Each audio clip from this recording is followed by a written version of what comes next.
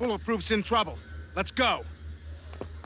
It's crime fighting time! C.O.P.S. 1988 Cartoon Explored. This particular catchphrase may not ring a bell to most, but for those who it does, it will transport them some 40 years ago back to the glorious age of the Golden Girls and Bon Jovi, and perhaps unfortunately, mullets. Back in the 80s, C.O.P.S. was an animated cartoon series which ran for about 2 seasons. Created by the minds behind Ghostbusters, this was a show with immense potential. But for some reason, it never really took off in the mainstream consumer's eyes. C.O.P.S. was originally inspired by a line of action figures put out by Hasbro called Cops and Crooks. The show first aired in 1988, produced by DIC Entertainment, Crawley's Animation, and Cluster Television. This classic 80s animated series is about a group of futuristic police officers led by Special Agent Baldwin P. Vess. Their objective? To bring down the crime syndicate Crooks, spearheaded by the crime lord Big Boss, a team made of the most elite law enforcement personnel from around the country. We see them fighting crime on the daily in Empire City. Before we go into our explanation, we have a very small request. If you like our content, please support us by subscribing to our channel. This is a small click for you, but for us, it means a lot. Thank you. Let's begin.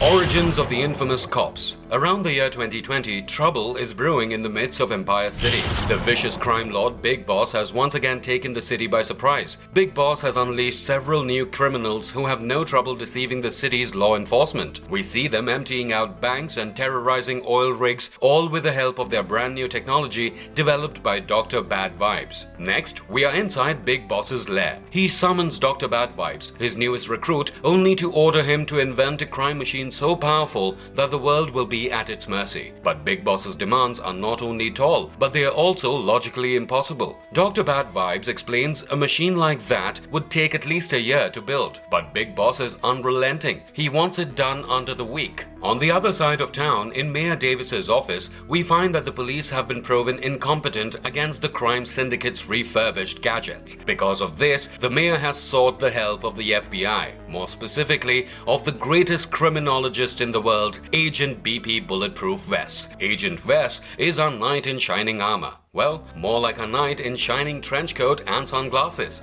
But in the pursuit of Big Boss, Vess suffers a fatal injury at the hands of Berserko and Turbo Two-Tone, two of Big Boss's henchmen. As a result, Agent Vess has to be fitted with a cybernetic bullet-resistant torso to save his life. During his stay at the hospital, Vess realizes that even he is inadequate to take on the likes of the notorious crime lord, and so he sends out Sergeant P.J. Longarm O'Malley on a hunt for the very best law enforcers in the whole country. His recruits are Highway, Mace, Barricade, Mainframe, Sundown, Mirage, Bullseye, Bowser, and Blitz. And with these men and women, he forms a team which will be deemed as the finest law enforcement agency in the country. This team is none other than cops with Agent Vess in command, and they are able to retaliate against Big Boss by thwarting their many criminal schemes.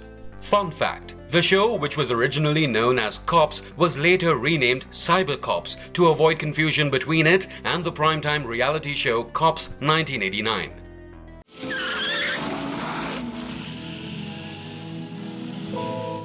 Main character and the cast of the show. The show has an avid list of characters. To go through them all would probably take longer than watching the entire series from start to finish, and yet no analysis of media is thorough without examining its characters. Hence, we start with the one and only Bulletproof, our prized protagonist.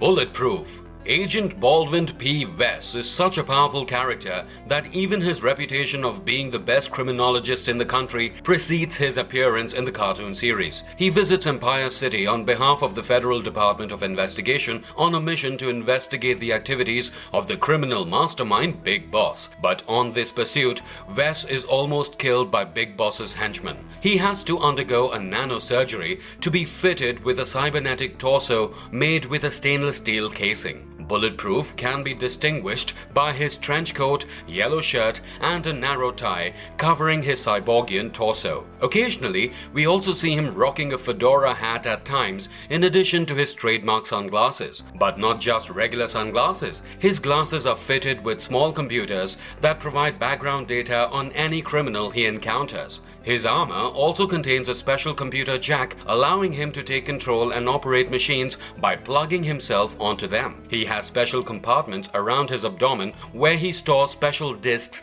that can short-circuit any machine. Apart from this, he always carries a gun holster on his left shoulder with a gun inside of his trench coat.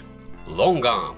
Patrick J. P.J. O'Malley, otherwise known as Long Arm, is the second in command of C.O.P.S and serves as Bulletproof's right-hand man and the acting commanding officer. To go a bit in-depth about where he comes from, O'Malley is a sixth-generation police officer of Irish ancestry. He began his career in the NYPD in the Fort Apache precinct in South Bronx and quickly became proficient with his signature weapon, the power cuffs. These handcuffs allow him to fire from his wrist as a projectile. He is also a very morally adept man, having never once drawn his stick or sidearm in the 3 years of his life as a beat cop. However, he picked up a great deal of street knowledge. Even within the squad, Long Arm has a reputation of being by-the-book cop who puts all his faith in the justice system. He is tough but fair in the face of reason and dedicates his conscience to upholding the rule of law. This contrasts with the youthful recklessness of his partner Hardtop, but the two have a strong partnership nonetheless.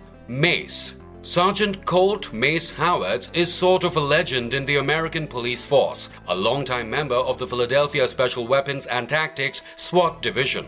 Mace has devised for himself an array of unusual tactics for particular situations. He is an expert marksman with his laser bazooka and is afraid of no one at all. He often takes care of hostage situations single-handedly. He has a vast assortment of state-of-the-art weaponry at his disposal and uses them at his will. His appearance puts shivers down one's spine. He is a broad-jawed, broad-shouldered powerhouse, but surprisingly, he is very friendly and jovial in nature with his fellow officers. Unlike Long Arm, Mace does not hesitate to resort to violence if need be, and likes to take matters into his own hands, often disregarding protocol. He is also known for having a secret love affair with Big Boss's employee, Nightshade. Bowser and Blitz. Bowser and Blitz are a special cops duo made up of a human and a robot canine. Bowser, real name Officer Rex Pointer, was a former member of the Chicago PD Canine Unit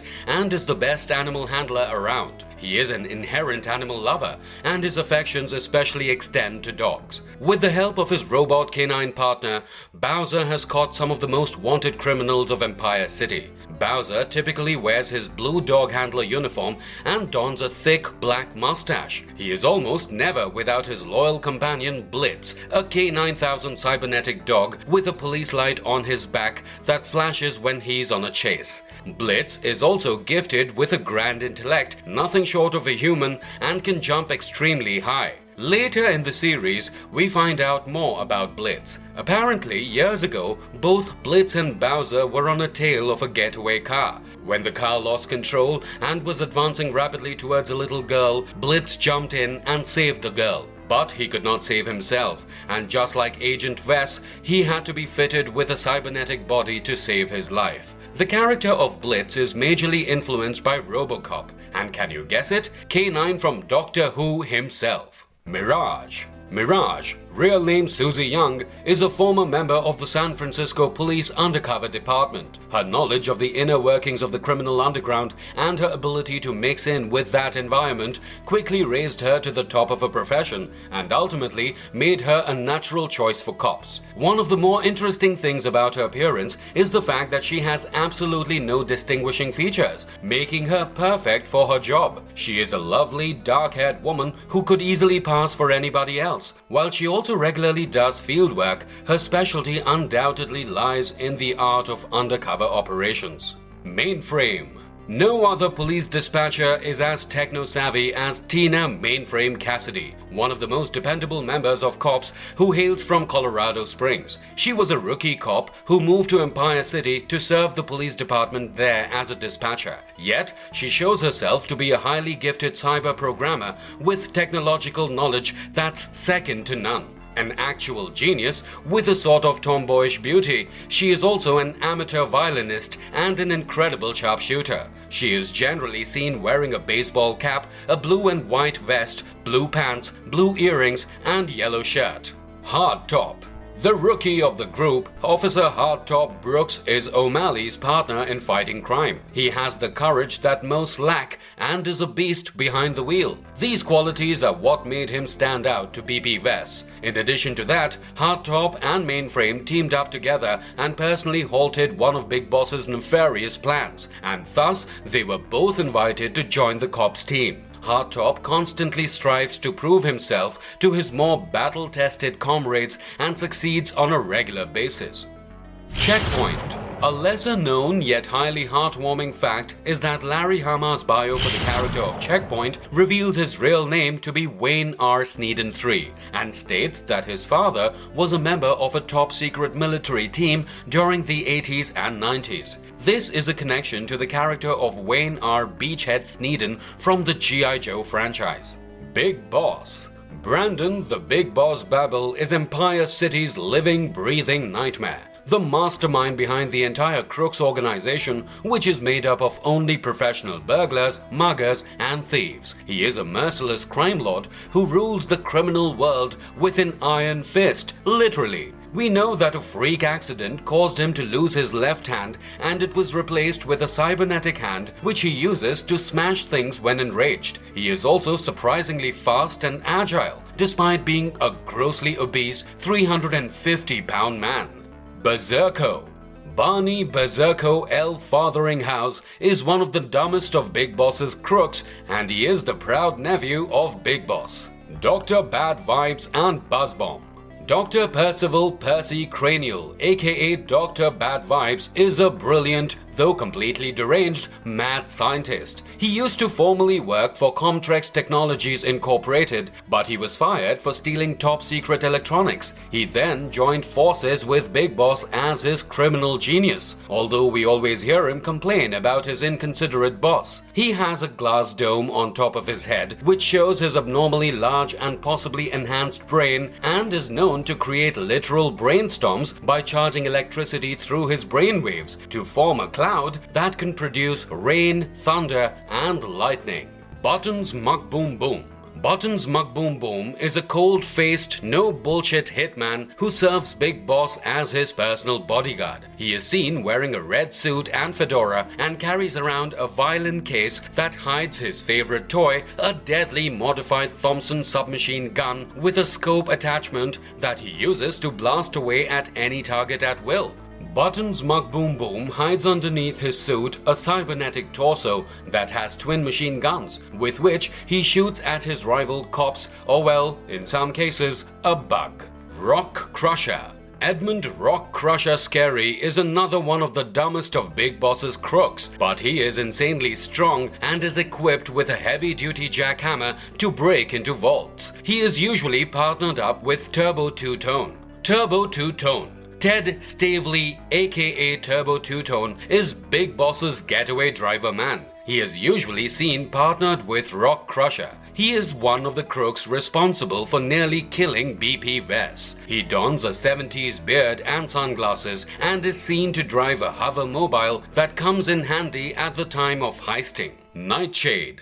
Rafaela Nightshade Diamond is a very beautiful and reformed jewel thief who works for Big Boss and is secretly in love with the C.O.P.S agent Mace. Nightshade was born into a rich family but ended up disowned when she turned to crime, stealing expensive and exotic jewelry for the thrill of it. Interestingly enough, her robberies were never out of financial needs but for a show-stopping adrenaline rush. Big Boss describes Nightshade as having refinement and class, and even Mace admits that her crimes are delicate and beautiful. She has a sense of honor, and there are some moral lines she won't cross, especially concerning her sister and Mace.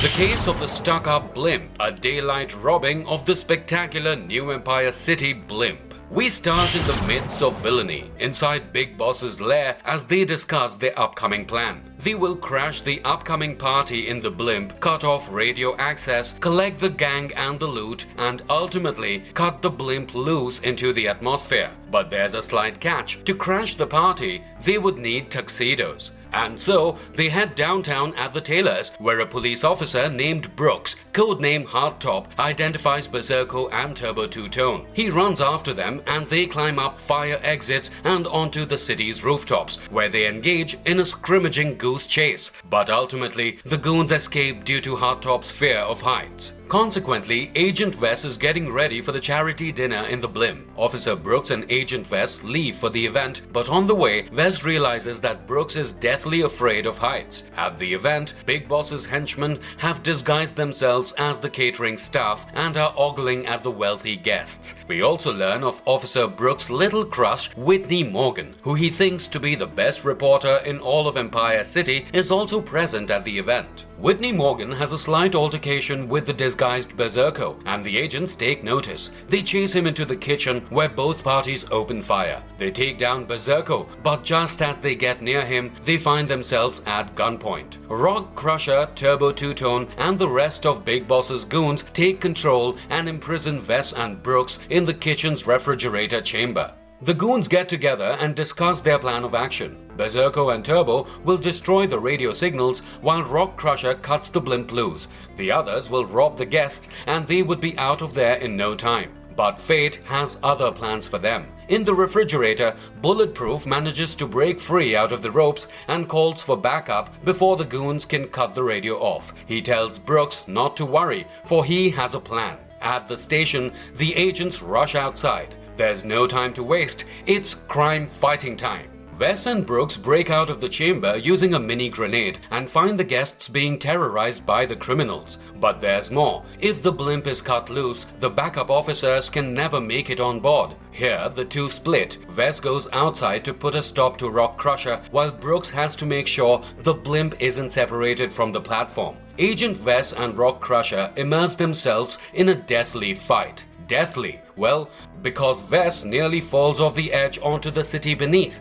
but manages to hold on to the rims. Inside, Whitney Morgan's pursuits of interviewing the goons lands her in big trouble. Berserko throws Beamer, Morgan's robotic camera coverage machine, out of the blimp, creating a hole through the glass. This hole allows Agent Vess to climb back on board, but only to see that Berserko has taken Whitney hostage. He tries to arrest him, but his cybertronic torso suddenly shuts down, and he collapses onto the ground. On the other hand, Hardtop is able to secure the blimp from floating away and goes after Rock Crusher, while the officers that have just arrived go after the rest of the gang. Mace, Long Arm, and Highway take on the goons and defeat them pretty easily. After all, this is a kids' cartoon show and the good guys have to emerge victorious. Berserko runs out of the hole in the glass and is able to escape the scene with the loot, leaving a forlorn Whitney Morgan out on the ledge. When she slips and calls for help, Hardtop is the one to rescue her. But in the heat of the moment, Morgan faints onto his arms. A ragged-looking Rock Crusher advances towards them from behind, but his plans are foiled by Long Arm. On the flight back to base, Berserko and Turbo Two-Tone realize that instead of bringing along the loot, they had accidentally brought a bag full of sandwiches. The loot was still on the blimp, safe and sound. At the end of the episode, we see Hardtop has overcome his fear of heights, and the episode imparts with a little life lesson. Anyone can choose to overcome their fears. It is only a matter of what's at stake.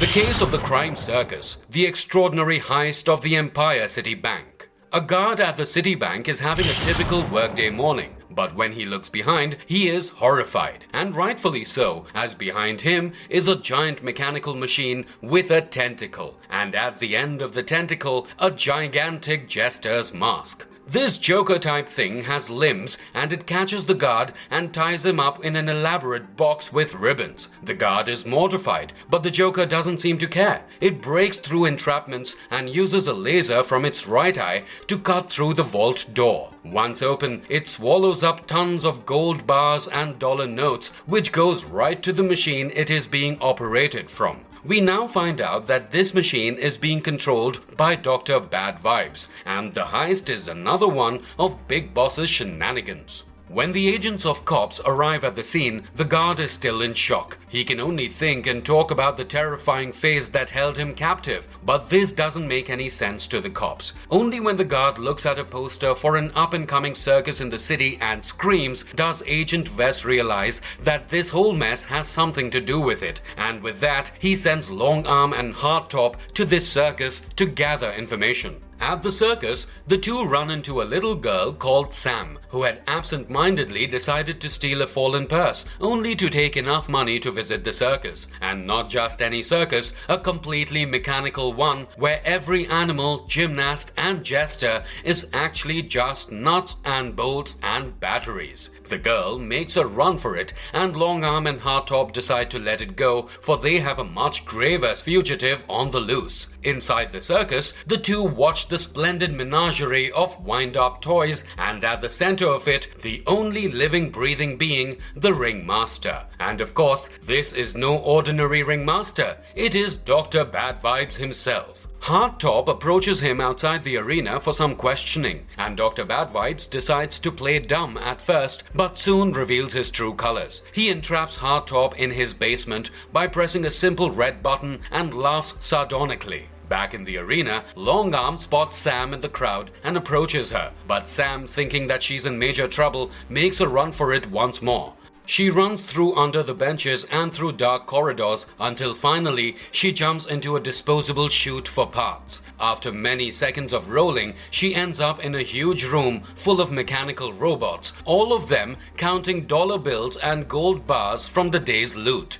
But Sam is quickly caught and brought to Dr. Bad Vibes, who orders her to be silenced. On the other hand, Long Arm is able to locate the room Sam should have ended up in and knocks on the doors. After receiving no reply, he breaks in to find a tall mechanical figure looming over him. He starts to apologize, but the figure spews some kind of sleeping gas onto Long Arm, rendering him unconscious. Big Boss's demands are bigger than ever, and he orders Dr. Bad Vibes to loot yet another bank vault, and this time he wants $20 million worth of loot. Dr. Bad Vibes has encaged Sam, Long Arm and Hardtop and speaks to them about his brilliant plans for the heist. He is seen to have a literal brainstorm as his head shakes with lightning and clouds form atop him. And Eureka! For he has it. The gold depository is what he will smash his circus wagon through this time. Oh yes, that giant mechanical Joker face thing?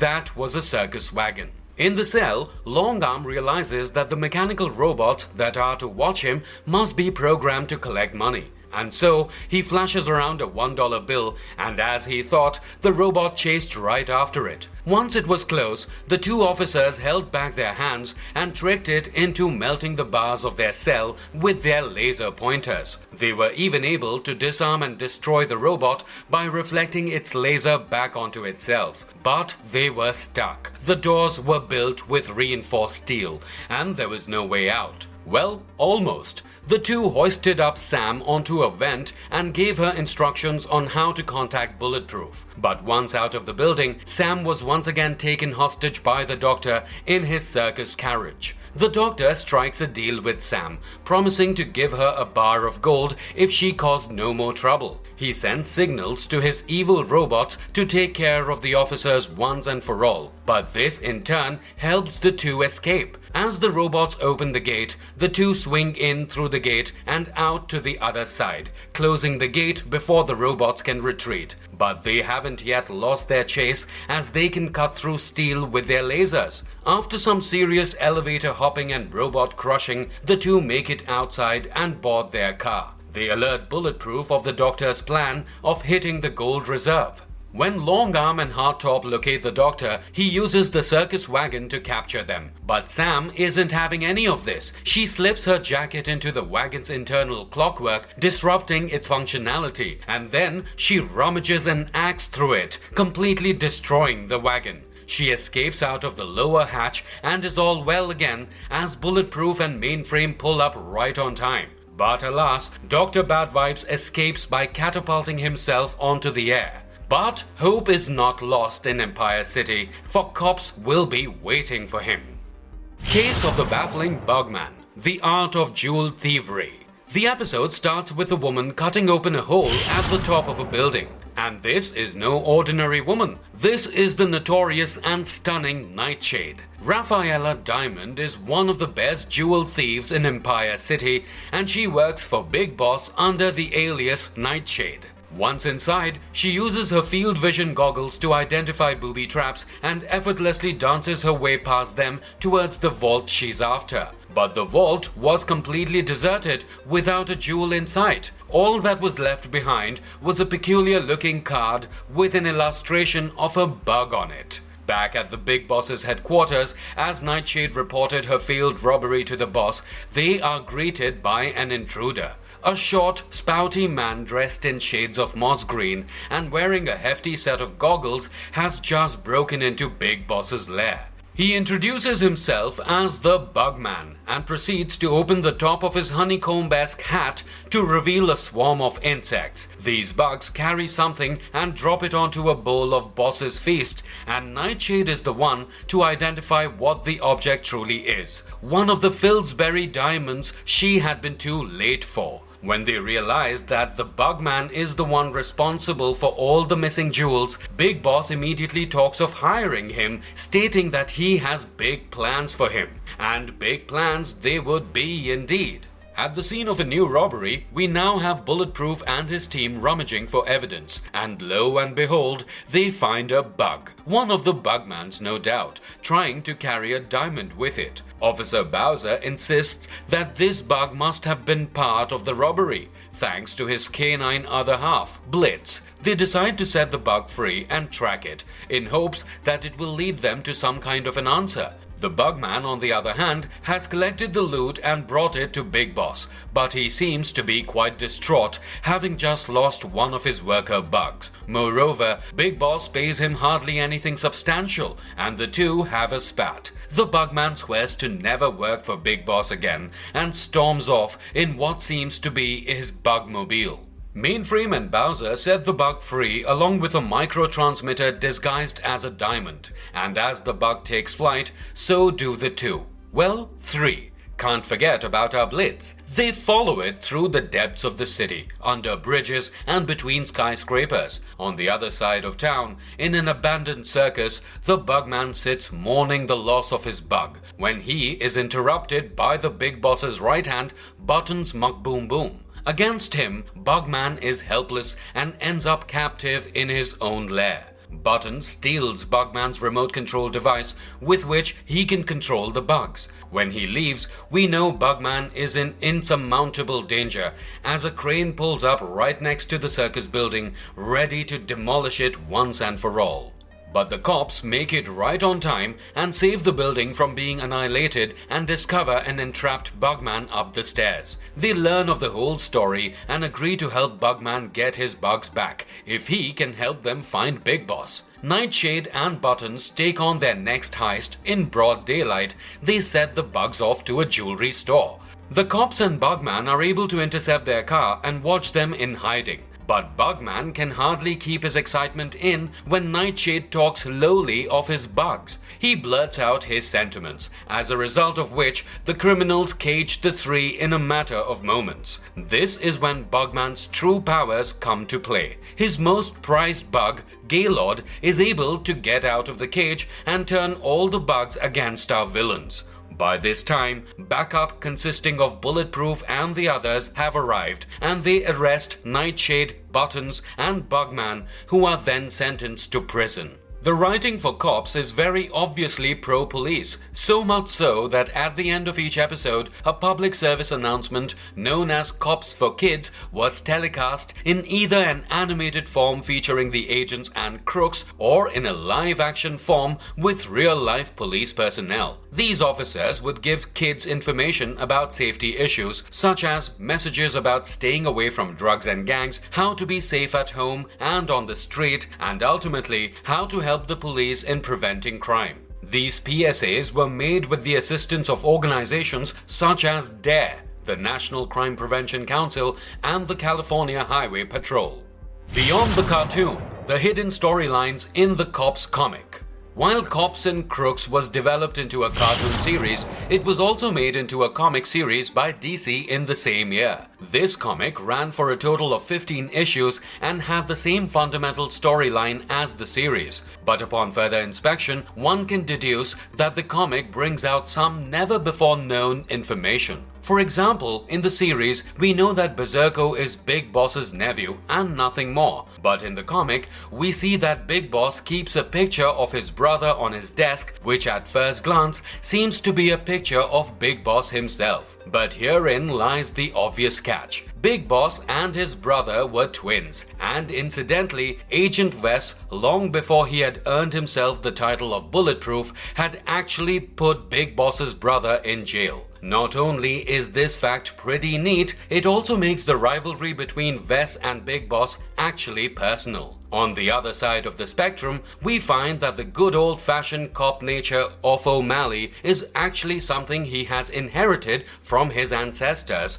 who were also cops. And with this belief in the system, O'Malley tries to stay level with his more techno-savvy contemporaries. The comic is also more inherently intense than the series, for it makes things quite morally murky. While the series showcases the fight between good and evil, in the comic, Wes and Big Boss more or less only act in retaliation to each other, and the lines between hero and villain are, as a result, deeply blurred. All in all, this show is the epitome of mixed reviews. It has received mostly critical reviews from critics. Hal Erickson, author of television cartoon shows and illustrated encyclopedia, stated that C.O.P.S had potential, though it was a potential left unrealized by the dishearteningly flat animation style. Erickson noted that C.O.P.S scored with the sturdy inner lining of social satire, such as Mayor Davis's cost-cutting attempts that would unwittingly aid the cause of the villain. IGN gave the show a rating of 3 out of 10, stating that to fully appreciate this series, one must have a tolerance for clunky mechanical animation and a love for 80s style action, and that it offers little in terms of character development. I mean, all any kid needs to know is the cops are the good guys and the big boss and the crew are the bad guys. Beyond that, the cartoon does offer one element to behold, its emphasis on gadgetry. But fans of the show boldly disagree. They love the character development provided and the silly one-liners that one hears while watching it, such as, "It's crime fighting time," which even work in the show's favor. The to-the-face character names bring about a subtle comedy in dialogue. One may call it lazy writing, and indeed it may have been, but to see it being done so spontaneously makes it starkly interesting. Something about the crime-fighting trope being reduced to its rudimentary arcs is just downright a fun experience. Not to mention the sheer nostalgia the cartoon style brings with it, C.O.P.S is a lost gem indeed. And if you liked our content, don't forget to leave a like and subscribe to us if you haven't already. Have a good one and be safe. Thanks everyone.